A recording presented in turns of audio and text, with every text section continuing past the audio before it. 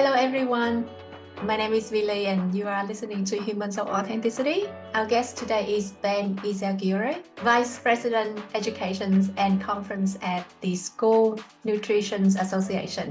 He's a Delft Scholar, class of 2020 and 2022, and that's how I know him. Welcome to Humans of Authenticity, Ben.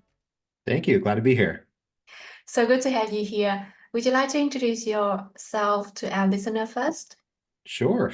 My name is Ben Yzaguirre, Vice President of Education and Conferences at the School Nutrition Association. Our membership are school nutrition professionals throughout the country, so anybody in the cafeterias or helping to prepare foods for the children in the K through 12 environment are our members. I've been in the association space for about 12 years now. I'm on my third association, always in the learning side of things, doing professional development, e-learning, and working with members to see how we can help advance their careers. Before that, I worked in the K through 12 setting in the teaching side. I was a curriculum writer for about a half dozen years at a private organization that developed curriculum. I also taught in the classroom for a couple of years before that. So education is in my blood. It's what I've done, and I'm happy to be in this space and be able to do it for the association role. Thank you so much. I noticed that you are also looking after the conference side of your new association. And you mentioned that you've been in the professional development side a lot more. How do you feel about this new learning curve? It gives you a whole new appreciation for things that you aren't used to doing. I'll tell you that. I know we're going to talk about context in the later part in the episode, but it gives me a whole lot of context and appreciation and understanding of what folks are going through that I haven't necessarily experienced. As the VP of Education and Conferences, I have kind of two wings of my department. One is professional development, which I have a good background in, but the other is the meeting logistics. And so it has been quite a bit of a learning curve to understand that. I've only been in my current role 6 months. I probably should have said that. So I'm relatively new to the organization, and we're going through the planning process for our annual meeting, which is coming up in just a couple of months. So there's been a lot of appreciation for what goes on behind the scenes for things that you don't usually interact with. The appreciation for others and what they go through and their job functions to make things seem seamless to you. There's different areas, different functions of an association that you don't truly appreciate until you get into the day-to-day of what somebody else is doing and all the things that you didn't know that goes into making it a smooth experience from your perspective. So the meetings part of it has definitely been eye-opening for me. The logistics side, when I came on board, we were just starting actually implementing a new vendor for a registration system, which I had no idea how involved that would be. So it really does give me a real appreciation for what other folks are doing. But it's been fun learning because I'm in the professional development. Like you said, I chose this profession because I like learning. I love learning, and it's nice to see different perspectives. Thank you for that. That question set the context for my follow-up question. When I think about learning, I don't only think about the new language, the new body of knowledge that I'm going to obtain. I also try to think about myself in that learning journey. So my question for you is, with that context of learning a new area of association management, what do you learn about yourself during this new learning journey? Yeah, and that's a big part of it too. You often hear if you've been at one association or you've seen one association, you've seen one association, right? Every one that I've been at, and again, it's only three, but there's different cultures with each one.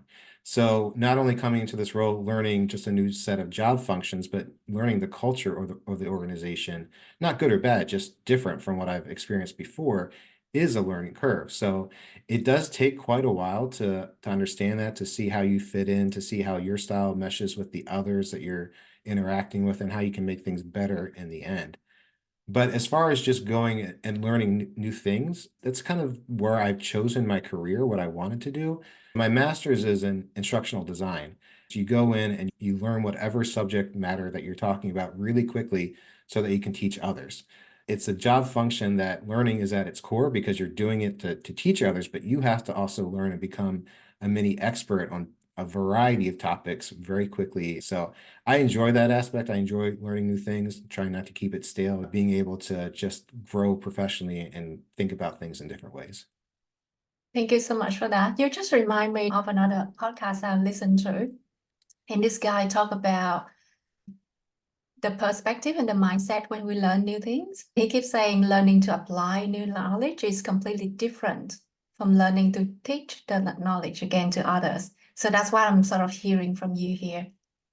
Yeah, there's a pyramid of learning, and knowledge is at its base, and being able to know it, to comprehend it, to apply it, and kind of go up the scale. At the very top of it is teaching, because it is completely different to have it contextualized within your own mind versus being able to give that context to somebody else and to be able to help them with their own growth too. So yes, you're very much spot on there that it is a different skill to be able to teach rather than just getting to the learning part and teaching yourself. Looking at that journey, could you share 3 things that you love the most about yourself during that journey? Yeah, one, I'll go back to what I just said, is the ability to grow. I think for anybody, you don't want to stay stagnant. You don't want to be doing the same things over and over, at least from my perspective. I'm not happy if I'm repeating the same tasks year after year without making any process improvements or any changes like that. So for me, definitely the ability to have that curiosity, to be able to learn, to be able to expand my role is one thing that I like about myself. For number two, I'll say is the ability to challenge myself. Anybody that meets me will know right off the bat that I'm an introvert. I break the DISC scale. When they came up with those formulas, they didn't account for me. I'm on the very high introvert scale. And that comes with its benefits. It certainly does. But it also comes with its challenges. Networking, reaching out to folks, interacting on podcasts like this is not something that comes naturally to me. And it's been a journey, especially over the past 4 or 5 years since I joined DELP and since I started getting more involved with associations, of just putting myself out there, being able to take the risks and put myself out of my comfort zone. So that is definitely something that didn't always come naturally. It still doesn't come naturally to me, but it's something that I'm learning and expanding my horizons. And the other part, I think, too, is very closely related, and it's the theme of this podcast, is being authentic. Being an introvert, I'm not very good at pretending to be somebody else. I am who I am. Good or bad, that's always there. I'm comfortable in my own skin. I'm happy with who I am. Doesn't mean I don't want to grow, but I don't try to be something that I'm not. Thank you. I want to unpack your second point about being an introverted person. What did you do to get yourself out of that shell? It's a journey. I'll say that to start off, a very high level statement. As an introvert, you're kind of that way when you're born. It's the way you are starting off. I was always the last one to raise my hand to go up to the classroom or be the lead on a group assignment or things like that. But I knew, especially going in college and as I was thinking about careers, that this was something I needed to work on. If I didn't address it, if I didn't put myself out there, it would limit me in my professional roles. And so the best way to do it, trial by fire, right? I was a high school teacher at 22 years old. That's a tough job at any age, but being 22, being an introvert, standing in front of a classroom for 6, 7 hours a day with kids that are maybe 5 years younger than you is difficult. So just putting myself in those situations was definitely one of the steps. Similarly, leadership roles, a lot of people think that leadership and introverts, they don't go hand in hand, but I've always had leadership roles in everything that I've done.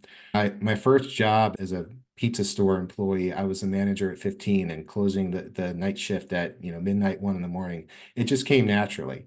And so finding ways to be a leader kind of within my own skin and not letting the introvert side of things hinder what I'm doing was definitely a journey. But what I mentioned earlier, Delp journey, especially the past 4 years or so since I got more involved with ASAE and association space in general, is just saying yes to opportunities. So often in my career, I would say, no, I can't do that because, and make up something, or maybe I did have a scheduling conflict. I have made the intentional choice to say yes to everything, or as much as I can, the past several years, and it has dramatically opened up the doors available to me professionally as well as personally, just making connections with folks, learning different points of view.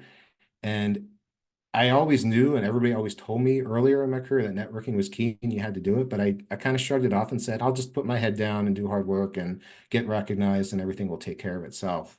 But really saying yes the past several years to these opportunities has changed the trajectory of my career. So what was the best yes that you have said to in your career? Yes, yes. Well, career-wise, I'll stay off the personal side of things. Career-wise, it was definitely the Delp journey, I'll say that, 'cause just saying yes to, "Let me put myself out there for an application."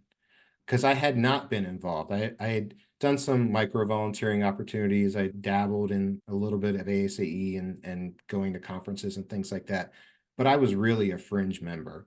And to say yes to, "Let me get more involved, let me dip my toe in the water here," and Delp is more than dipping your toe in the water, but let me get really involved, was the stepping stone into so many other things for me. So through Delp, I got a fantastic mentor who still advises me to this day. I have a cohort that we don't like to call ourselves this, but we were the COVID class. And so we experienced Delp through a much different lens than other folks.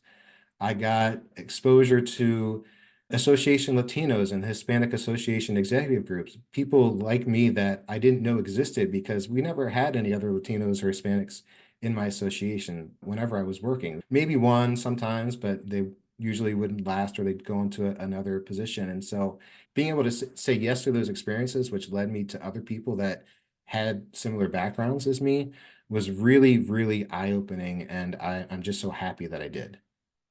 What about a no? Was it a no that you regretted saying? No, that I've regretted saying. I can't say that one comes to mind right now, honestly. I probably have to go back a little bit to think about it, and this will go into the history side of things. I love how our decisions impact our next steps and where they set us up for where we are right now.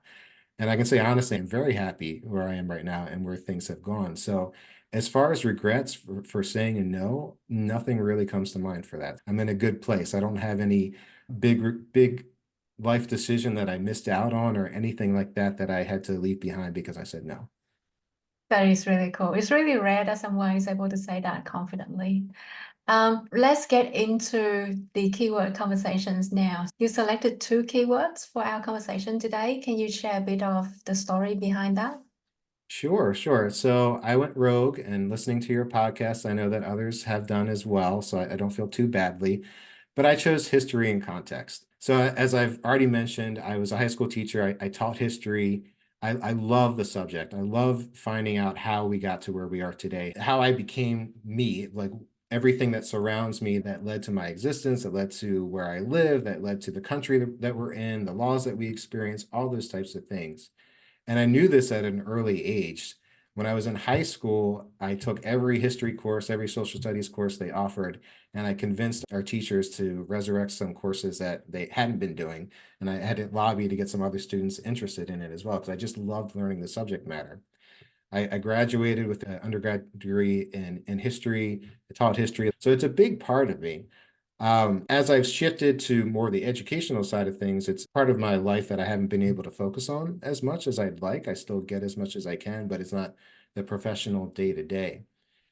But I love the subject again because it explains how we got to the point that we are. So even in the professional realm, each of us has processes and things that happen within our organization and programs that exist because of some history that happened behind them. And me being a new VP at a new association, I have to learn all that history behind things because if I just come in saying this is how I think things should be because it worked at my past organization, I am really doing a disservice to everybody. I have to learn why our membership liked certain programs, why they turned out the way they did, why the technology or how the technology influences why we're doing things the way they are. So really understanding the history behind things can help me be a better professional.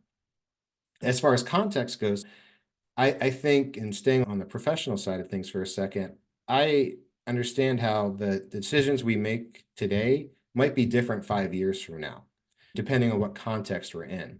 One really good example that I can think about is at my first association, we were trying to do AI things before AI was available to us. We tried to create what we called a personalized learning dashboard where we give everybody a pretest and based off of their answers, they would get recommended certain courses and things like that. But it was an incredibly manual process. We had to tag each question to different courses and we had to create a taxonomy by hand. But now that is so much easier with AI. We eventually abandoned the project at my first association because it was just too resource intensive. But the context of today and the tools of today would allow us to do that much easier. So I like the blending of the history and context because you're not limited by your history. The context comes in there very closely too to say how are things today versus how they were before, and how can that context change your approach to things. Just anecdotally on the personal side of things and like in history and how that impacts things. When I chose those words, I had just given a talk for Association Latinos about the history of one association in particular. It was called the American GI Forum.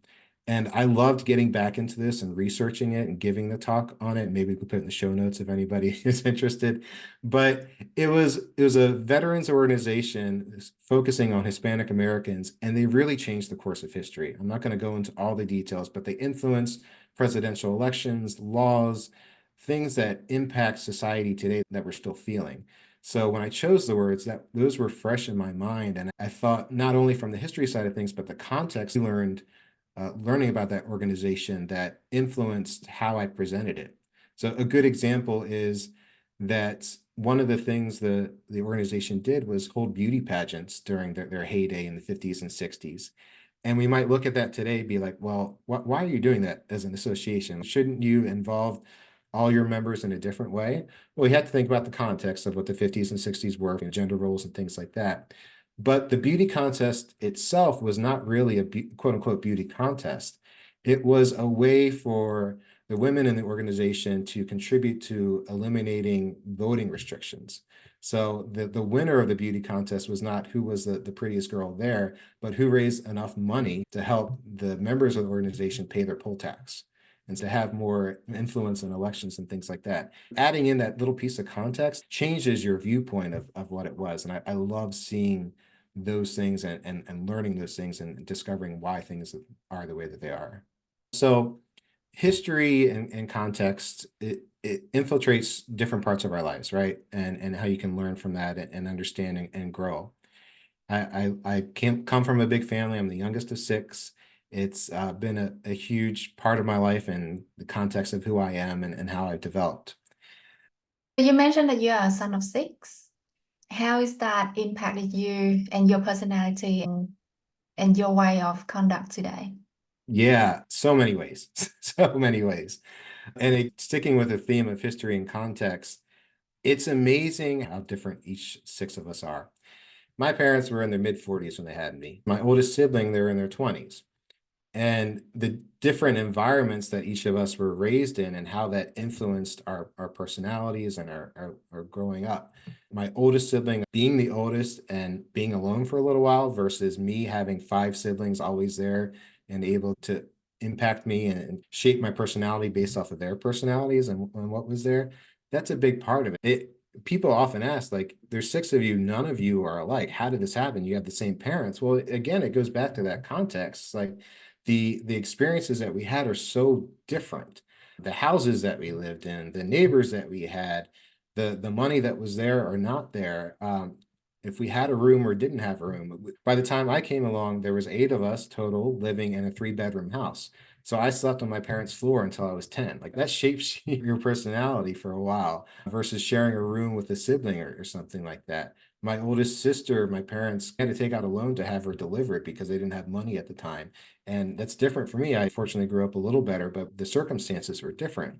So I think having such a big family is definitely an interesting experience. It's one that I contrast with my own family since there's only 3 of us and how being an only child for my daughter is going to impact her and how she won't have different perspectives and things of that nature. But yeah, being from a big family, experiencing siblings that are very ranging in age is definitely influenced and shaped me. I was an uncle when I was 10. I'll put that out there too. So these different things impact your personality. Definitely, the family aspect was definitely a big impact on me. Can you share some of the differences between you and, say, your oldest siblings so that we can see a clearer picture of the differences here? Sure. I'm far on the introvert side of things, and we've got maybe half of us that are there and half of us that are on the extreme other end. And so that's always interesting for family celebrations or things like that. When you get a reunion together and you see who the extroverts are and they're going out into the crowd versus the introverts that are staying at their table and doing their own thing. So yeah, it's played out in a lot of different ways. It's played out in our professions and how we interact with others. And it's funny how even though we've all grown and we've all changed over time with our life experiences, when you come back at Christmas or whatever holiday it is, you fall into the same roles that you had when you were 7 or 8 years old, and people doing the similar teasing or the similar things that they did decades ago. It is really amazing how your family can humble you and kind of take you back to an earlier time when you start interacting with them. That sounds so lovely. I also overheard that you have a daughter. Is that correct? Yeah, I have a 4-year-old. Cute. So, as a parent, what sort of context are you putting in place to help her shaping her personality and the person she is becoming? So this goes back to history and context. How you were raised impacts how you raise your own family, at least for me. I love my father more than anything in the world. He's my hero. He's a great influence on my life. But he had a very demanding job. He was a civil rights leader. He was a national figure, and being on the road was just a way of life for him. And that was something that we accepted and we knew, and it was more for the community. He talked to us a lot as a family of this is something I have to do. It's bigger than just this unit, and it's helping our wider community. And it was all good. Like we understood it. It comes with its pros and its cons. But for me, when I started thinking about my career and being intentional about raising my own family, travel was a big part of that. It's been a big part of every job that I've taken of I do not want to be that far away. I don't want to be gone for extended periods of time. Particularly since I only have one daughter, not having those siblings to lean on and to those other folks to interact with. And if I have to leave and it's just her mother taking care of her, it's a different context than what I grew up in. And so being intentional about how I raise my daughter is just being present. And I scheduled this interview with the very cognizant idea that her first dance recital is tonight, and I have to be done to make sure that I have the video camera and the flowers ready. It's part of the delicate balance that we all want to grow professionally, we want to be successful professionally, but being a father, being a husband is really important to me, really important to be there and have that time available so that I can enjoy these moments with them. Thank you. You remind me of these particular conversations I had with the leaders earlier this week. They say something about understanding our own values and what important for us, and then redefining how success look like around what important for us. So knowing that your daughter is so important to you, it is about being present, and I will make sure that we finish on time so that you can be prepared for her recital. And the context comes in too. So she's 4 years old. If you asked me the same question 6 years ago, I was head down, advancing my career, say yes to whatever I had to do to make sure that I got the promotion or that I did things of that nature. And I'm still very driven, don't get me wrong, but it comes with that balancing act of making sure that other things don't get forgotten. And being a dad, being a husband is at the top of things that give me joy. So I want to make sure that I make the time for them. Thank you for that. I want to go back to the earlier point of the conversation where you say that you know that you love history right away. Was there a pivotal moment that helped you realize how much you love history? That's a good one too. This sounds weird, but I got really into cars when I was like 13 or 14 years old. And this is pre-internet days. So the research you had to do was in a book at the library or whatever. And I got really interested in where they were made, who was involved with it, how they grew over time, Ford, Model T, General Motors, all the different things that went into making these companies what they are today and how we experience them. And so that kind of led me down the path of World War II was a big pivotal moment for those types of industrial companies getting into the history there. So it was really from a business perspective that got me thinking about history. And then the laws and the government and the wars and everything else that was related to it helped shape it too. But I will also say, part of that journey, going back to my dad to recognize him, was asking him a ton of questions. He loves history as well. And you also asked about how family shapes us too. I said he's a national figure. He's done so much for our community, but he never pressured me in that way to do the same things that he did. but he always brought it in his own way. So when we would talk about history and when I would start getting interested in First World War II and then the Civil Rights Movement, that's a big area that he knows about. The textbooks that I would read would cover the common things that we all went through in high school and learned about. What was not covered is the Hispanic Civil Rights Movement. And my dad gave me plenty of information on that. So we would find ways to complement each other over time. And I really am appreciative of that journey of how he gave me that context within what he was doing and always made sure that our history as a community was part of my studies and what I learned. One of my earliest memories of like going to the movies was a big one for us. And whenever there was a Hispanic lead or a story about Latinos, my dad would make sure we were the first ones in the theater and we were going to see it, no matter what time. And it was really beneficial to go through those experiences with him, to have him make me go through and appreciate different things. So my fondest memory is seeing La Bamba growing up and the story of Richie Valens and how he was one of the first Mexican-American pop stars. And if you don't know him, the day the music died, he was one of the three people that died in the plane crash along with Buddy Holly. So he was one of the main early celebrities from our community. Later on, when Selena came out, that movie, I was a teenager. I did not want to go. My dad dragged me to the theater, but I'm glad that I did. And I got to repay him last year with Blue Beetle. He's in his 80s now. It's not as easy for him to get around, but I made sure that my parents went and saw Blue Beetle with me and we got to see that. So it was nice to return the favor. That is really sweet. You say something about some part of the unknown of the history of how the Hispanic population influenced that period of the history. Is there a particular story that you can share with us so that we can all learn from the unknown? Sure. And there's a lot. I'll try to find one that's succinct. So going back to the GI Forum, it's a membership-based organization that really had its heyday in the 50s and 60s. And one of the things that it did to shape history was early on, its leader cultivated a relationship with Lyndon Johnson, who was a senator at the time, later became president of the United States. And there was a series of national events where they cultivated a relationship.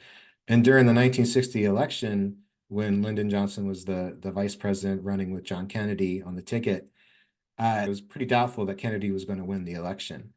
And one of the things that Johnson did with the leader, his name was Hector Garcia, was he said, what can you do to help us mobilize the Hispanic vote? Because at that time, the voting rates were not that high. The poll taxes, other factors contributed to the voting rates being low. And this leader said that, give me a couple of weeks to mobilize, to organize, and we'll get you the Hispanic vote and we'll help you win this election. And they created these things called Viva Kennedy clubs. Jackie Kennedy did some Spanish language commercials, which is interesting. The areas with Viva Kennedy clubs were the states that Kennedy won by the narrowest of margins and a very narrow victory overall for his campaign. So they won in 1960. These clubs helped change the course of history. This is a very pivotal time. Vietnam War was just starting, Cuban Missile Crisis, Nixon later becoming president 12 or so years later, and everything that evolved around his time there with Watergate. So this small organization, this one leader that mobilized our community really did help shape and impact history. Thank you so much for that. Staying within the history theme, is there a particular characters in the history that you feel very strongly related to? Ooh, that's a good one too. I don't know if I can think of anybody that I personally connect with that mirrors me, if that's your question. But I've always found the leaders during exceptional times very interesting. The people that charted an unknown path or thought about things differently that we really admire today. And again, it goes back to context. Somebody who's making a bold statement that others won't. So Dr. Garcia, the leader of the American GI Forum that I just mentioned, is definitely one. There weren't these types of organizations in the past that would be for Hispanics. The term Hispanic wasn't even there. It didn't even exist officially until the 1980 census. So that's one of them. I love World War II. FDR is an easy one as well. A lot of folks at the time wanted to say nationalists, and he understood the implications of what was going on in Europe. So those are big ones too. Personally, I'll go back to my dad. He did a lot of bold things that I'm very proud of, and I'm very honored to be his son. The Smithsonian Institution, all the museums on the mall. In 1994, they asked my dad to chair a commission on just evaluating how Hispanics were represented within the exhibits as well as the staff of the Smithsonian. And my dad's different than I am. He's a little outspoken. He doesn't pull his punches. And he wrote a report that was rather scathing. It was titled Willful Neglect, and how the Smithsonian willfully neglected including our community, not just within its exhibits, but within its ranks to get the perspectives to help shape those exhibits.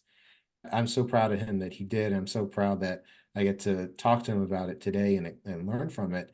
That paper led to a series of events, which is now culminating soon, hopefully, in the establishment of the Museum of the American Latino. So it's in the design phase right now. You know, they're selecting a site and all those types of things. But to imagine this back in 1994 when he wrote that, if he didn't take that bold statement, it might have turned out very differently. A lot of people followed him. It's not completely his effort, but it's really a proud moment to be able to say my dad did that and my dad helped make this change. That's inspirational. Is there any last stories that you'd like to share or anything else you'd like to share about history and context? I would encourage everybody listening to find out whatever is interesting to them and figure out how it got to be that way.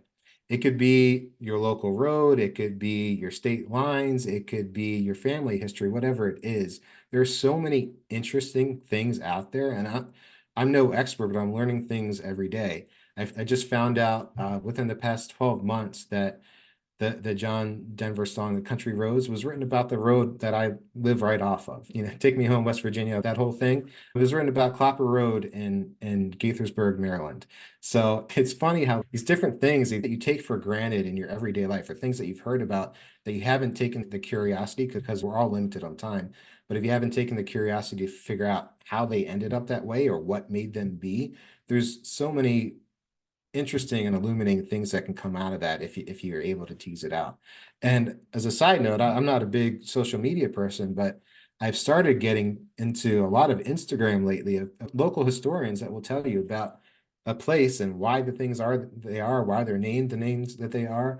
It is very interesting once you start going down that road. So if you want an easy in, or if you're looking a way to find out your history without opening a book, search your Instagram for your local historians. They'll be very good. That is such a fun idea. What's next for you in the coming 12 months? There's a lot. I'm in a new C-suite role, so learning everything that goes along with it is my main focus right now. Our annual is in July every year, so getting ready for that is a big part of it. So that's in the main day-to-day job type of things. But I also have a lot of volunteer roles, as I'm sure everyone that's listening to this, and yourself included, have as well. One thing that I'm happy about that just occurred is I'll be the vice chair of the ASAE Professional Development Professionals Advisory Committee, which is a mouthful. So all the PD professionals that work within the association space, you know, we try to advocate and work for them. So that'll be a great experience. I'm also a board member of Association Latinos. I just started that at the beginning part of this year. And we are working on a lot of things right now, a lot of good things. So maybe in the show notes, again, we can link to that. Quick plug for them, associationlatinos.org. But there's so many good things that this group is doing. And I give a huge shout out to the 5 founders of it for having that vision of putting something together.